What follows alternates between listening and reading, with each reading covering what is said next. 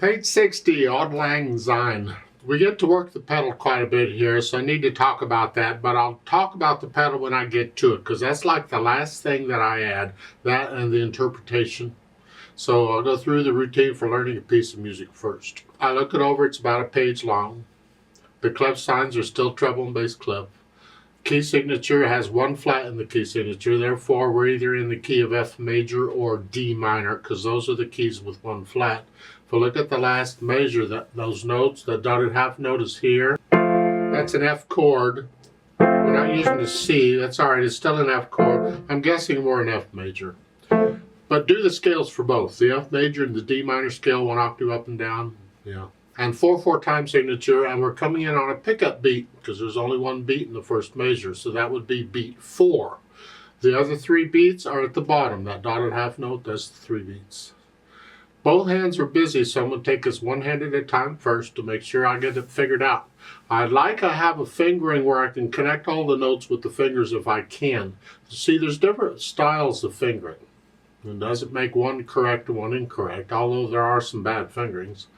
But the one I learned in college that I used the most, that did me the most good, was try and find a fingering that works connected, because that's usually the most reliable. Especially if you get nervous and all, it tends to be more reliable. So that's what I work on. Since the people who write these books don't use that style of fingering sometimes, and I get to change things and confuse you, and we all have fun. So at the beginning, we want 1 and 2. So we're kind of in this position according to what they're saying. You can use 1 and 3 though, you don't have to use 2. You can be in this position, and we can adjust it when we need to. So it's 4, 1 and 2 and 3 and 1 and 2. And then in the last measure, we do need thumb on that F. So just crunch up and put thumb on it. And then 2. That way I'm connecting all this. Second line, second measure, it's a 2, 3. There's other fingerings, but we need the practice of this changing hand positions on repeated notes. So, and you want to get to where you can do that eventually without even looking at the keyboard. 1 and 2. And then they want 5th finger. Well, that's a rather awkward. Go from 2 to here. So I'm going to adjust the fingering a little bit, make it a little easier, because I do want 5th finger on that A on the 8th note. So to prepare for that, in the second measure, the second line, and then here, now from go up to 4, because I can scrunch up more easily when thumb is involved. So I go to 4. Now the 5th finger's right there.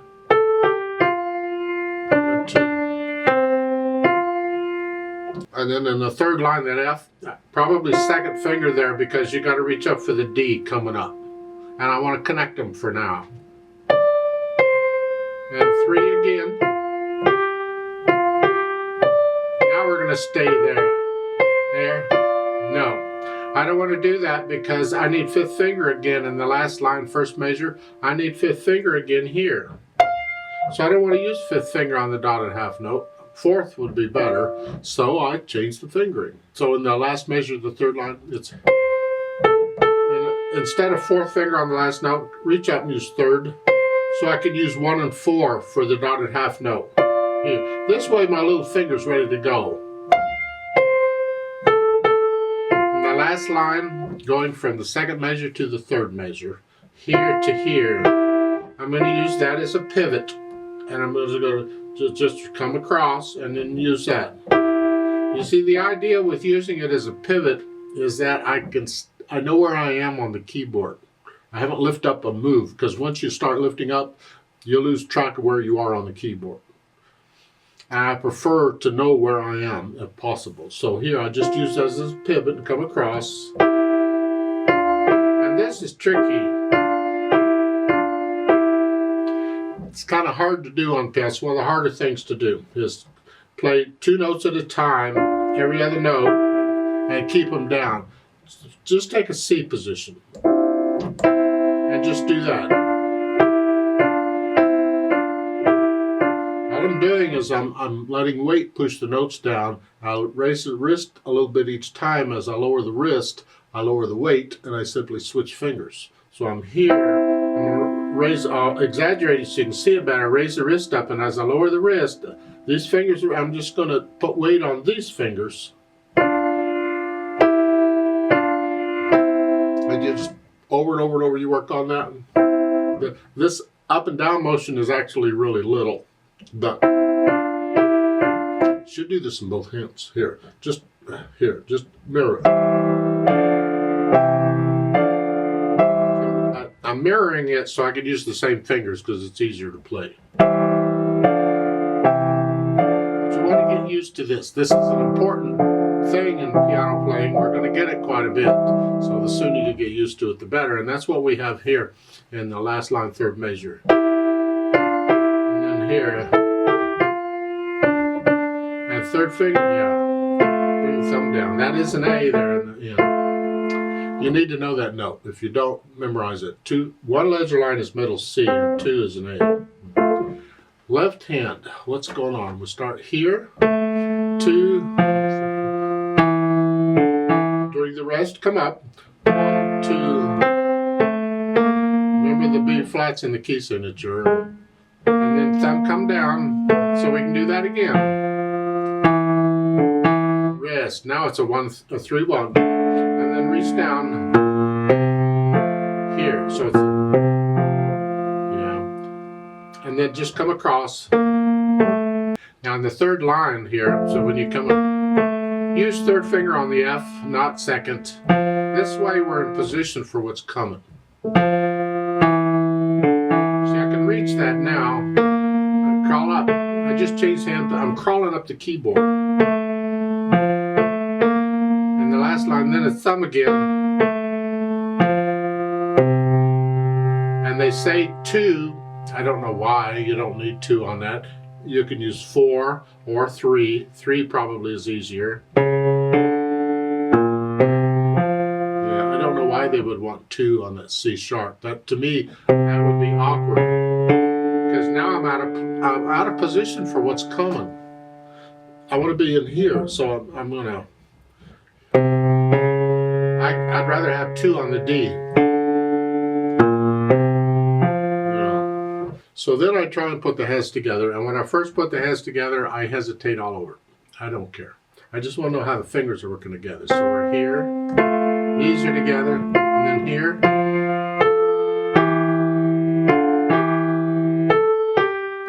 So the left hand's got to come out.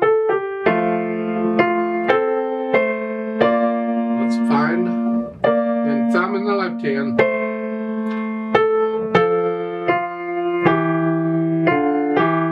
And then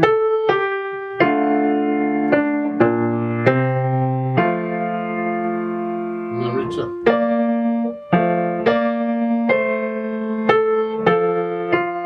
Anyway, I work it out, get the hands together, and then go back over it slowly and carefully and get rid of the hesitations so it's a steady beat. This may take a while. You may have to play it lots of times. But whatever. Don't care. Just take your time with it. This song is typically done around New Year's Eve to sing in the new year. When the new year hits, they sing this song. Now once I have that, no hesitations, I'll think about the articulation. And here we just have the phrasing. Otherwise it's connected.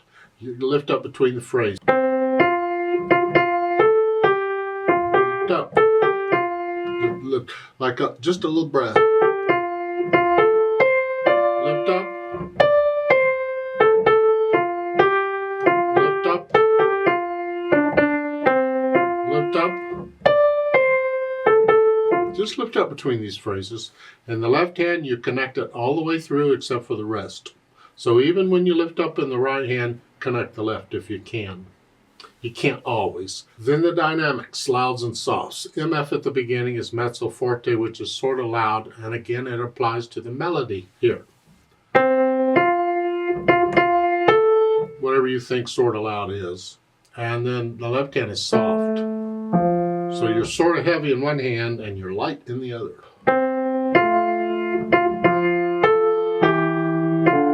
Then in the third line, pickup beat to the second measure. It's the chorus, because all these words up, that was the verse, and this is the chorus. It's a section. In other words, a verse is a section, a chorus is a section. Now you're up to loud. The left hand's still in the background. How much in the background is up to you, but we want to hear the right hand.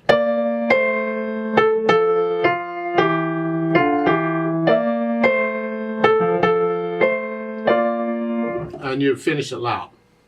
Depends on how much wine or eggnog you've had to drink at this point.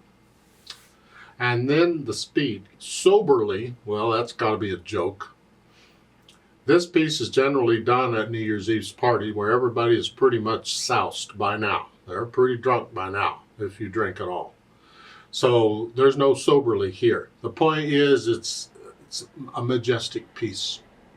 Yeah, it's like your memories are coming back and you're looking for the future. Just a nice piece. About where I've been playing it, actually.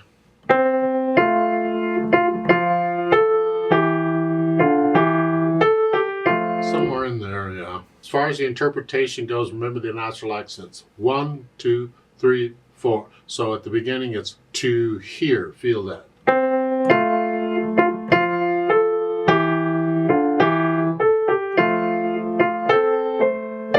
Feel the natural accents as you go through this. Then the pedal. Okay, let's talk pedal. First thing is, if you're going to use pedal, why are you using it? What's it do? What's it for? We learn a piece without pedal first so we can hear what the fingers are doing and how it sounds. Then we add pedal, we're in a better position to compare with or without pedal. Is pedal really needed or not? Here, we're going to use pedal for a couple reasons, typically. One reason is to connect notes that we cannot connect with the fingers, like the repeated notes. I need pedal to connect those. So if I want them connected, I need that.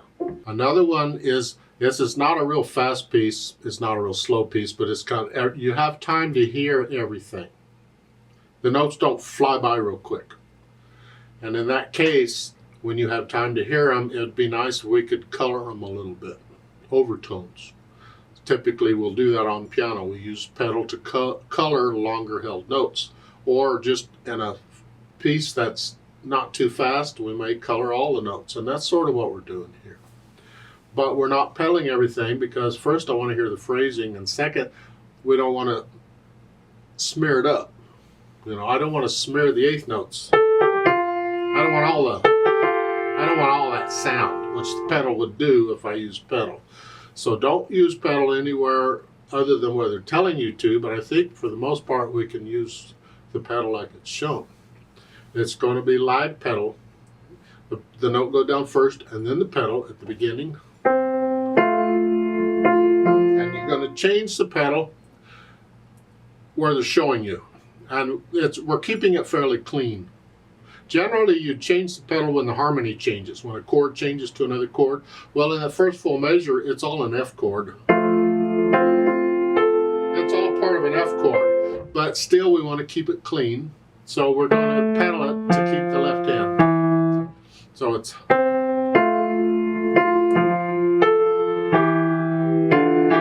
And I suggest you lift the pedal up on the third beat. On the second full measure here. Lift the pedal up right after you play the G's. There. Right there. Otherwise, it's too much. I don't want all that. So I'm going to lift it up with the G's. I lift it up anyway so I can hear the phrase, and I don't pedal the eighth notes because I don't want to smear them. Lift up.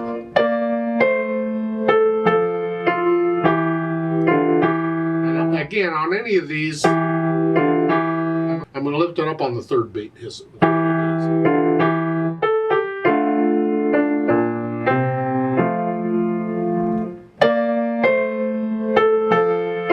That's pretty much the pedal through the piece.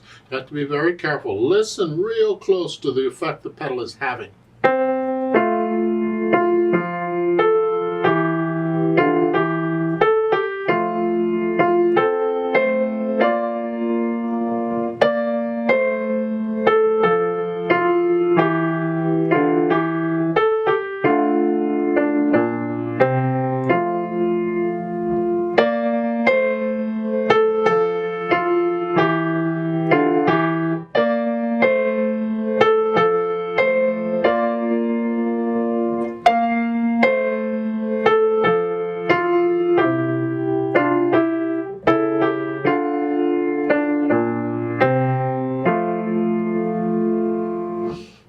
there's nobody singing, then you can put in a little retardando at the end if you want to. If people are singing, you usually don't because you'll mess them up.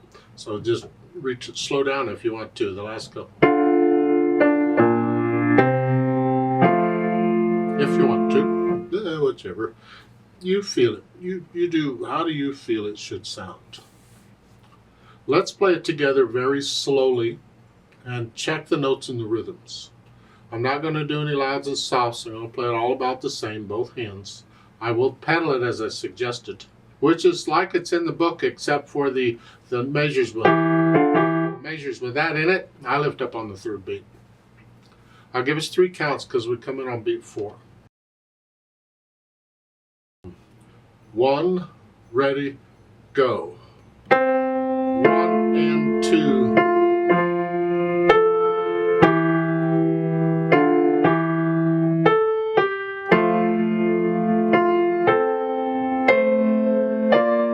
2, 3.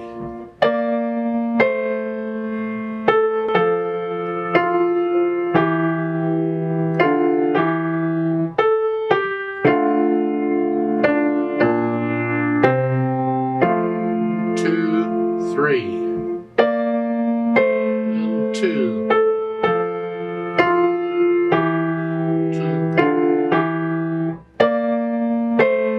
2. 2, 3.